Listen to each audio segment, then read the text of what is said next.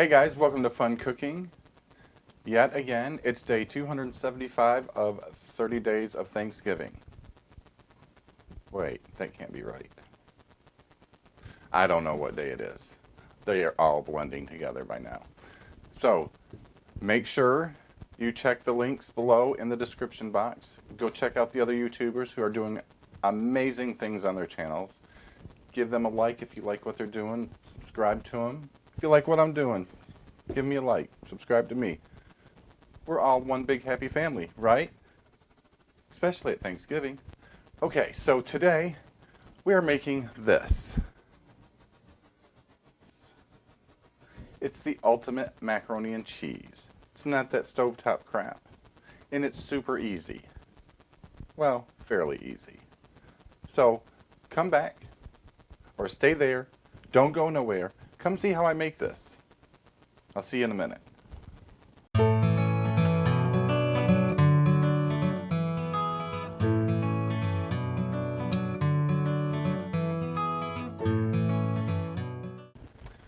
Okay guys, so we are going to start this recipe out by making the ultimate cheese sauce. We are going to use butter, cornstarch, salt, pepper, the secret seasoning. Lisa, do you know what this is? Ricotta cheese, milk, and processed cheese. Sometimes you gotta do it.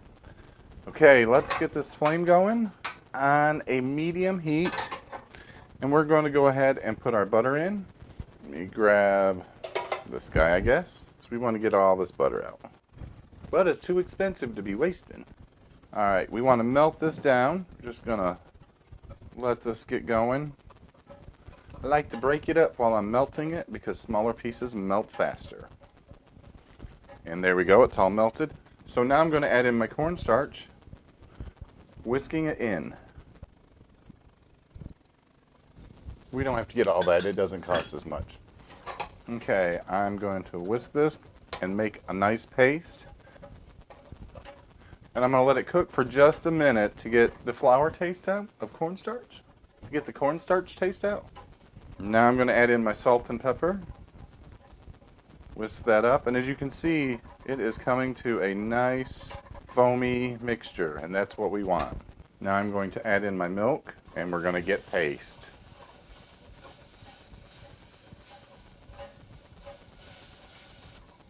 Darn right-handed measuring cups dripping everywhere. Go ahead and pour this in.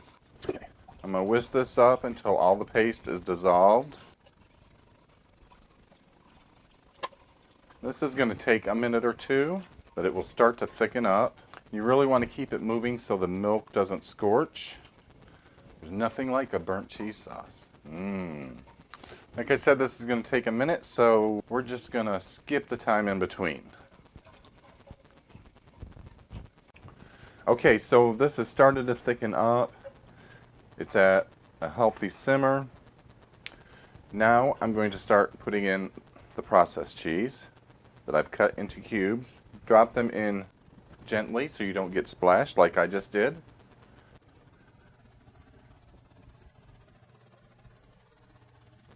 I'm going to let these melt down a little bit before I add any more.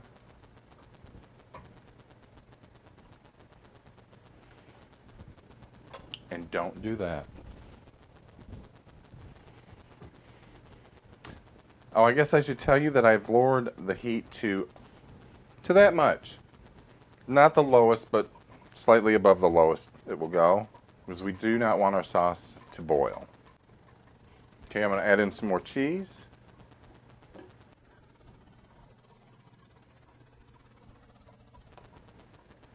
can see it's really starting to get thick. Now I'm going to go ahead and add in our secret seasoning. I want to sprinkle it all around, just not dump it in one spot to prevent it from clumping. Ooh, that smells so good. So I'm not going to tell you right off the bat what this seasoning is. I want you to leave a comment below on what you think this is. Now that we've got the season put in, I need to put in this ricotta cheese. And I can't just dump it in or I'll scream like a little girl. So I'm just going to carefully just drop it in.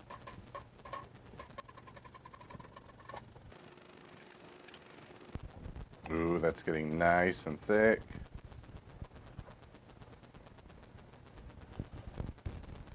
But I think it needs a little more cheese.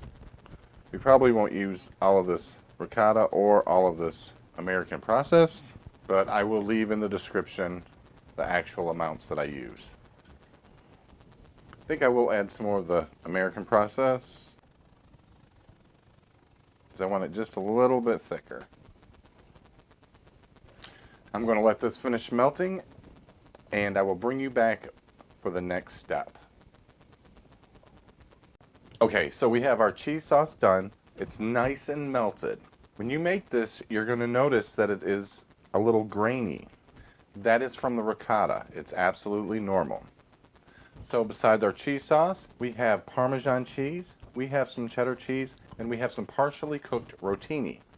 The reason I didn't cook this all the way done is because it's going into the oven. Had I cooked the rotini all the way, after we put it in the oven, let it cook, pull it out, it would be way overdone and just mush, and we do not want that. So we've only partially cooked it. It's got about twice the bite of al dente. I cooked it for like 4 minutes, half the time. So what we're going to do is we are going to take a large mixing bowl. We're going to dump in our rotini, and we're going to break it up. Not the noodles, we're going to loosen it up because it's been sitting and it's a little bit stuck together. Then next, I'm going to pour on half of my cheese sauce. And I'm going to start mixing it in. And I know you're thinking, that's just too much work for Thanksgiving Day. You can make this a day in advance, 2 days in advance. Just keep it covered in the refrigerator until you're ready to bake it. If you want to make it a week in advance, you could put it into a freezer-safe dish and freeze it, and then bring it out the night before and let it thaw. That's distributed really well. Now I'm going to start shaking on the Parmesan cheese and mix that in. And you're going to notice it's starting to get dry in here. That's fine. We have more cheese sauce to put in there. But I want to get the rotini covered with Parmesan before we get too much sauce in there. Have you guys figured out what that seasoning was? Put it below. Let me know. Okay, now I'm going to just put in a little bit of the cheddar and mix that in.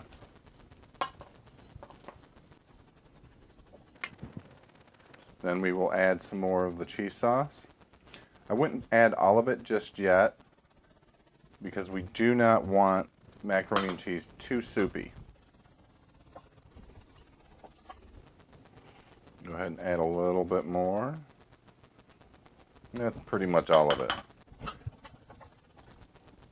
And that looks good.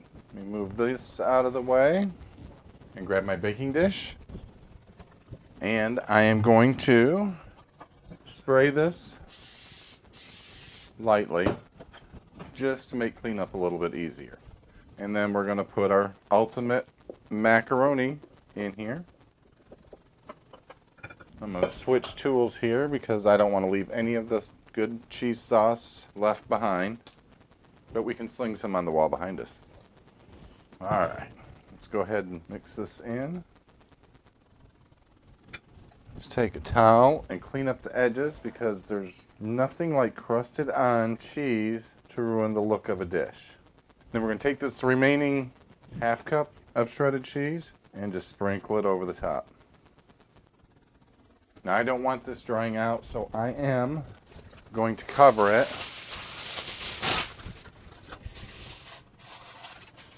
Okay, now I'm going to stick this in a 350-degree oven for about 20 minutes. Everything's already cooked, we just want the cheeses all to melt together and infuse into the noodles. And after 15 minutes, I'm going to take off the foil and let it cook for another 5 minutes so the top can get brown slightly. So let me do that, and I'll bring you guys back when it's ready. Okay guys, this just came out of the oven a few minutes ago. And yeah, I know, it's almost identical to the opening shot. That's because I just filmed that. I couldn't be digging into this and then try to show you a full one. So, here it is. Not too brown, just a little bit here and there. So look at these colors. We've got greens and golds and oranges from the pasta and the cheese. How can you tell me this doesn't belong on your Thanksgiving table? You can't. There's no way you can. So now I have to taste this, but it's still really hot. You know, I like that skin in my mouth. Give me just a second. Okay, more than a second. Let me get a fork. Look how creamy that is. Oh shoot, I didn't take a still shot. Well, here goes. And make it sound like it's a bad thing. It's not, it's really good. That's why it's the ultimate macaroni and cheese with that secret ingredient. Have you wrote down below what that is? Come on, I'm waiting. And I'll update the post in a few days telling you what that secret ingredient is. I'll put the whole recipe of all the ingredients down below. But right now, I want you to tell me what that secret ingredient is, or what you think it is. This should be cool enough. I've talked enough. The pasta's perfect. It's not falling apart. It's not crunchy. The cheese sauce is making my tongue curl up. Now, if you're inviting people over for Thanksgiving you don't want to come back, do not serve this. But if you want them to come back and see you all the time, you miss your kids, this will bring them home. So make it. Put it on your table. Tell me below how you liked it. And tell me what that ingredient is. Yeah. Okay, so make this for your family for Thanksgiving dinner. They'll love you. Your kids will come back and see you. You won't be alone. Well, if they're just out of school and just moved out, don't make it, or they'll move right back in. Unless, of course, you show them the video, then they can make it themselves. It's really easy. You've seen. Okay, I gotta go. I gotta go edit, because yesterday's show is already late. You guys have a good one. Look at these colors. We've got the greens and the golds and the other color.